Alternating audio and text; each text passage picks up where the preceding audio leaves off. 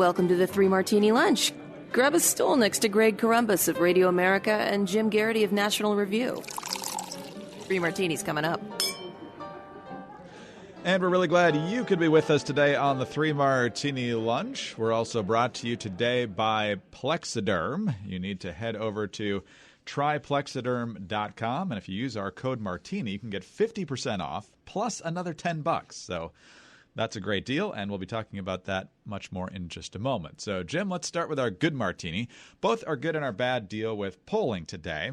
So let's start with the good. It was just last week we were talking about polling out of Colorado that already showed incumbent Republican Cory Gardner down double digits to John Hickenlooper, who's a very known commodity, there being a two-term former governor. But let's go to a state where Republicans are looking a little better, and that is going to be the state of Michigan.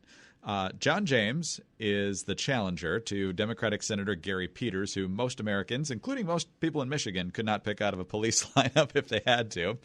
But James ran in 2018, lost to Debbie Stabenow, made it pretty close at the end. I think it was about 4 or 5 points. And now there are 2 polls suggesting that this is going to be a pretty tight race. And in a year where a lot of defense is being played by Republicans, this could matter a lot if James is able to pick up this seat. A recent poll last week showed it was Peters by 5, 42 to 37. 42, never a good number for an incumbent. And now there's a new poll out from WLNS in Lansing showing that it's Peters 39.5%, James 39.3%. So, Jim, we don't know a lot about the methodology of these polls, and it's obviously over a year before Election Day.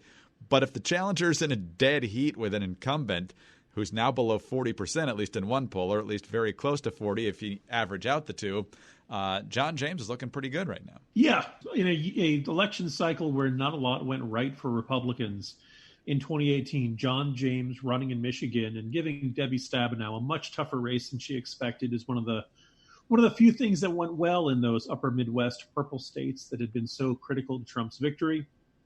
I think it's a good sign that he's competing so well in this. Obviously, look, you're not going to, an early poll result at this point probably doesn't mean a ton, but it should give Republican donors who are looking for a decent pickup opportunity a further confirmation that John James could be the guy. Now, the other thing, which as you mentioned there, Greg, Gary Peters is not terribly well known. He's been a Senate for several years. Yes, for people listening in Michigan, Gary Peters is one of your senators.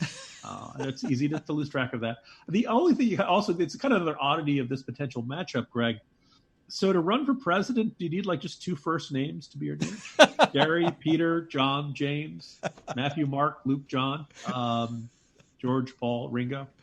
I mean, I assume by the time we get to November 2020, both of these candidates will have much higher name recognition. They'll be running ads against each other. There'll be all kinds of effort to explain who they are, what they stand for. The choice should be pretty clear. But again, I'm only kind of fascinated by these incumbent senators who have astonishingly low name ID. And, kind of fascinatingly, for a while here, Tim Kaine had an exceptionally low name ID here in Virginia, and he was on the Democratic ticket.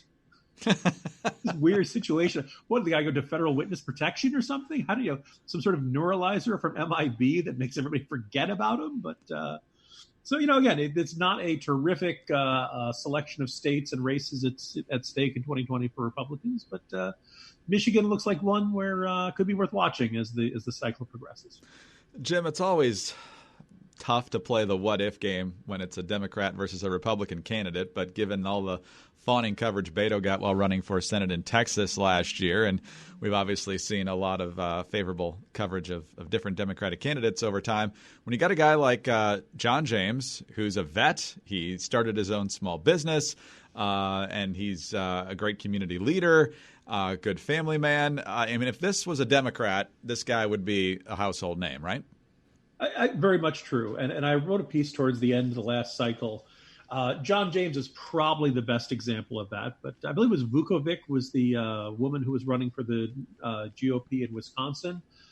She'd been an emergency room nurse. No doubt she's probably got some very exciting stories to tell about that chapter of her life.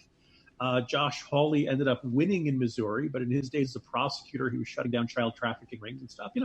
There were some really fascinating figures running for running for office, and even kind of separate from their political careers and stances, what they had done in their lives before they decided to run for public office. In the case of Beto, he was in a band, and he was skateboarded. There was kind of this just, you'd read these profiles that went on for pages and pages. And I kept waiting for the section where he had, he hadn't served in the military, no particular moments of his life full of physical danger. I mean, other than the terrible car crashes he caused. And you just kind of kept waiting for the part where he became where he seemed to justify all this fascination. And it was this self-fulfilling prophecy that he's got these big crowds. Well, why is he getting big crowds? Well, he's got all this big coverage. Why is he getting all this big coverage? Because he's got these big crowds. But nobody could actually say much about Beto. And here we are. It's, now getting to late October, and his presidential campaign is floundering. And I think the Beto O'Rourke we see now is the same guy who was always there. It was just a matter of a lot of people in national media choosing to see what they wanted to see and crafting a narrative about Beto O'Rourke that just never really held up. Couple closing notes on this Michigan race. Third quarter fundraising. James actually outraised Peters, but Peters apparently still has more cash on hand. The Democrats are excited, though, because they found a picture of James posing with Rudy Giuliani and one of the Ukrainians who recently got charged with the feds. And as we all know, Jim, if you ever pose for a picture with anyone, you're clearly part of the conspiracy, if there is a conspiracy. So. If they want to play that card, they can. I just want to point out that makes all the Beto as a furry jokes legit now, right? Fair's fair. Oh, man. All right.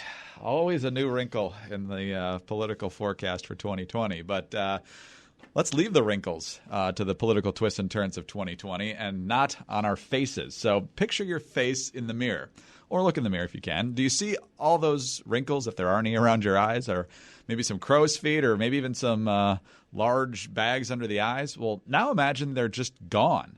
I'm not talking about any risky or expensive surgery, because that becomes a whole mess. Just gone in minutes. It's called Plexiderm. It's a clinically studied serum that visibly eliminates your wrinkles, crow's feet, and under eye bags in just minutes. If this is something that's frustrated you for a long time, Plexiderm is the edge you've been looking for. Don't believe it? Just wait until you see the results. Do you want to look 10 years younger? You will look rejuvenated, and simply put, you will be blown away by the results. Plexiderm can give you the confidence you need to be yourself at work or out with friends. And the best part is Plexiderm goes on clear so that nobody will know that you're using it.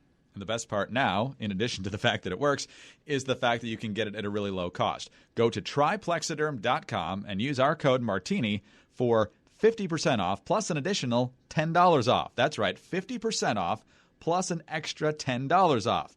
This offer is also available by calling 1-800-685-1292 and mentioning code Martini. Plexiderm is backed by a 30-day money-back guarantee. Visit tryplexiderm.com today and use the code Martini at checkout. That's tryplexiderm.com or 1-800-685-1292. All right, Jim, let's talk about a different type of polling now, and you have written about this over at National Review. This is a Kaiser Family Foundation survey, and they want to know what people think about Medicare for All. Turns out 51% support it, 46% oppose it, which seems like, oh my gosh, a majority of Americans actually want government-run health care. But that's not quite right. So 55% of respondents believe that people who get insurance through their jobs would keep those plans, and another 55% believe that the people who bought their own insurance would keep those plans. Separate question, found 40% said they thought private insurance would still be the primary way that Americans would get coverage under Medicare for All. 54% said that individuals and employers would continue to pay health insurance premiums. Meanwhile, if you actually explain it, that Medicare for All will eliminate private health insurance, 58% now oppose it. And 60% say they oppose it if it means higher taxes, which it will, even if Elizabeth Warren won't say so. So, Jim, I guess there's good and bad there, maybe multiple bads. Yeah. I mean, I suppose you said the good news is if the public is properly informed about what Medicare for All is, and by the way, like the name Medicare for All might be your first clue about how it's mandatory. It's not Medicare for some. It's not Medicare for wanted. I know Pete Buttigieg has been trying to put this kind of alternative plan, and I'm waiting for somebody to say, well, Pete's plan doesn't make it mandatory. Yes, but that doesn't, he's the mayor of South Bend. The plan that was signed onto written by Bernie Sanders. I wrote the damn bill. And Elizabeth Warren, and signed on by Cory Booker, and signed on by Kamala Harris, is not. There's no wiggle room. There's no gray area. Under the law, it is illegal for private insurance companies to offer private plans that compete with Medicare for all. In other words, if Medicare covers a particular treatment, you cannot have private insurance to pay for it. If you're an employer, you are not allowed to offer private insurance plans that compete with Medicare. Medicare for all eliminates private insurance. There'd be a little bit left for things like plastic surgery, things that Medicare would not cover. But beyond that, everything Medicare covers, you cannot have it. You have to be in the government system. And that means you have to have the government, you got to wait online the way the government tells you to. You got to go to the doctor that the government tells you to. All of your options. Look, no doubt a lot of people are frustrated with their private health insurance companies. Very few people love health insurance companies. But at least in theory, if you don't like either one with your employer, you want to go into the individual market, you should have a choice. And those of us on the right have always said, if you don't like the way health insurance works, the more competition you get, the more choices you put before customers, the more health insurance companies have to compete for customers, the better things will get. This is how you improve quality in every other aspect of the economy. Because most people get it through their employers. Their employers generally offer just one plan. That's pretty much what you get. That's why we ended up in this mess. But most people seem to have no idea how Medicare for all works. They seem to think they get to keep all the parts that they like and get rid of the parts they don't like. That's just simply not how it is. And once they get told the basics of that, one, you don't get to keep your private insurance. Two, it might involve health raising taxes. Well, yeah. You want to increase spending by $34 trillion over 10 years, you're going to have to raise taxes. Well, all of a sudden, they don't like it then. Oh, my goodness. Oh, wait a second. There could be delays. Gee, you think every single person in America having to use the exact same healthcare system might end up with some delays? You think there might be some lines when it comes to getting treatments or something like that? Ever talk to a Canadian? So, Greg, on the one hand, you kind of know, okay, the public doesn't really keep up with all the details, but these are fairly basic aspects of Medicare for all. And the fact that majorities, not just, a chunk, but more than 50% don't understand how it works. One, I think it puts those, how shallow the level of support really is. And it provides enormous opportunity for Trump or Republicans or anybody else to make the argument, hey, once you know how this is, you're not going to like it the way you think you do. Of course, it's kind of an egregious, it's a bad reflection on the Democratic candidates that people don't understand how their plans work. Although I suppose you could argue that's, deliberate. It's an indictment of the media. I think you could argue it's a little bit of criticism of Republicans that clearly their counter arguments have not been permeating to the public. Finally, Greg, what are we teaching in our schools? Not that. It's a great transition, though. And we'll talk about that in the Crazy Martini. But just shows how important the Senate races are, as well as the presidential race and the House races. Because if the Democrats control the Senate, they're going to kill the legislative filibuster. And this could be a reality, regardless of what people understand and what they actually think about the real facts in this. So voting's going to matter in 2020. Jim, it's the most important election of our lives ever, in any generation, at any time, ever. It's the most important election until the next one. All right, but let's get back to the schools here and out to Seattle. Math is one of those subjects where it's pretty cut and dried. It gets complicated as you get older. All of a sudden, letters start getting involved more than numbers, and that's kind of where I peter out. But, Jim, math, you usually are right or you're not. There's not a whole lot that's subjective about math until now. Seattle public schools are in the proposal stage of a 4-page framework that's going to be looking at infusing ethnic studies into all subjects across the K through 12 spectrum, and that includes math. This is from Reason.com. Students will be able to identify the inherent inequities of the standardized testing system used to oppress and marginalize people and communities of color, explain how math has been used to exploit natural resources, and explain how math dictates economic oppression. So, Jim, 2 + 2 might equal 4 because there's also provisions I've seen from some other reports that a lot of the discussion is going to be about what people think the answer ought to be. So if you think we're getting crushed around the world in STEM issues now, including math, well, just wait. Yeah.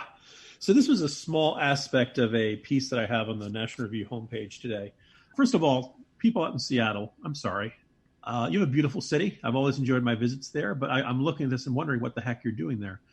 You could probably make an argument that if you want to try new ways to teach math, fine. When I didn't have the class, but I remember when I was growing up, there was a teacher who made students write a report on a famous mathematician in history. If you want to try to do new things to show kids how they use math, how it gets used every day, how it's used in careers, fine. I'm going to be pretty fine with that. But this just sounds like, racial and ethnic grievances, politically correct curriculum. Getting into this, what should be, quite literally cut and dried, addition, subtraction, multiplication, division. And here's the thing, I didn't have a chance to look this up, but my suspicion is that if all other problems in the Seattle education system are solved, well, okay, I guess you can worry about whether the math curriculum is sufficiently diverse and recognizing the oppression of minorities and stuff like that. But I assume everybody's getting an 800 on the math section of the SATs up in Seattle, right, Greg? I doubt it. Because if you're not, that would seem like a bigger problem. And one of the things that really is infuriating about this effort to completely upturn all the curriculum upside down and push it into new politically correct directions is, look, I might even have a little bit of wiggle room for that if you were teaching the kids the stuff they needed. If they were getting really good scores on the SATs, and if they were getting really good scores on all their grades, and if they knew the stuff, okay, fine, all right, we can make time and room for that kind of stuff. But if you're not teaching them 2 + 2 = 4, if they don't know how to do long division, if they don't know how to do any of this stuff, well, now all of a sudden you're skimping on the stuff they need to know because you want to shove in this ideological stuff. And it's deeply infuriating. It's not just it feels like teachers who have failed at job one. So they want to change the definition of what their job is. And, it also, by the way, I get the sneaking suspicion, Greg, that this might be students who are like, hey, I'm doing really bad on the regular math, but I'm really much better at this oppression studies stuff. So why can't we, integrate that into the curriculum?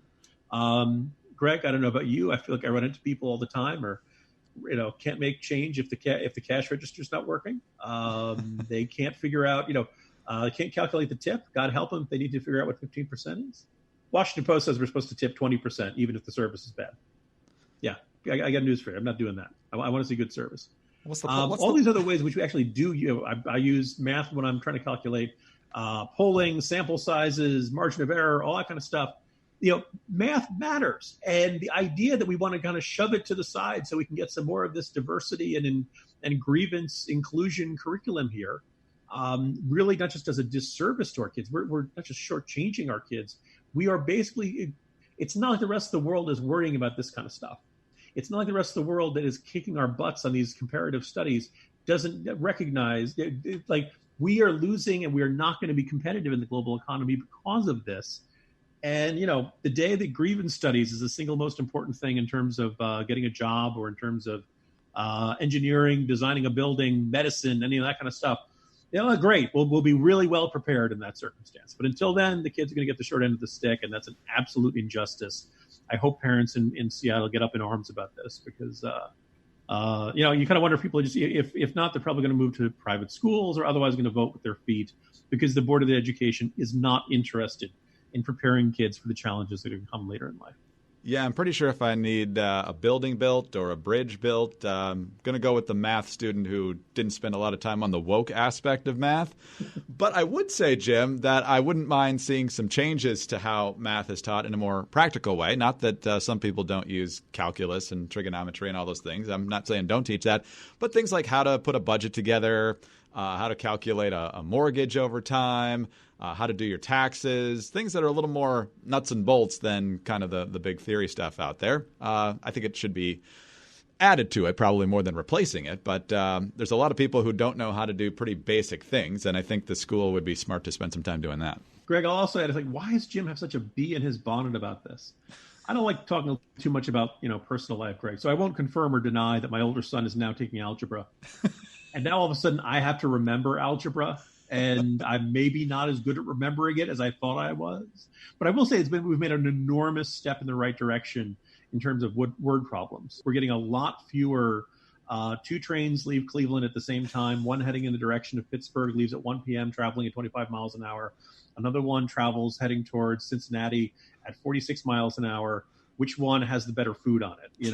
All those word problems that used to blow your mind. It is a little bit more volume and space and calculating money and how much can you afford if you have this, and plugging numbers into an equation and stuff like that. So it's getting a little better in that, but that just might be how things are going here in Authenticity Woods. Doesn't sound like that's how things are going in Seattle, Greg. Jim, another amazing day. See you tomorrow. See you tomorrow, Greg. Jim Garrity of National Review. I'm Greg Corombos, Radio America. Thank you so much for being with us today. And don't forget the great deal that's available right now with Plexiderm. Try Plexiderm.com and 50% off plus an additional $10 off. Can't go wrong with the deal or the product. Check it out. We'll be back on Thursday for the next 3 Martini Lunch.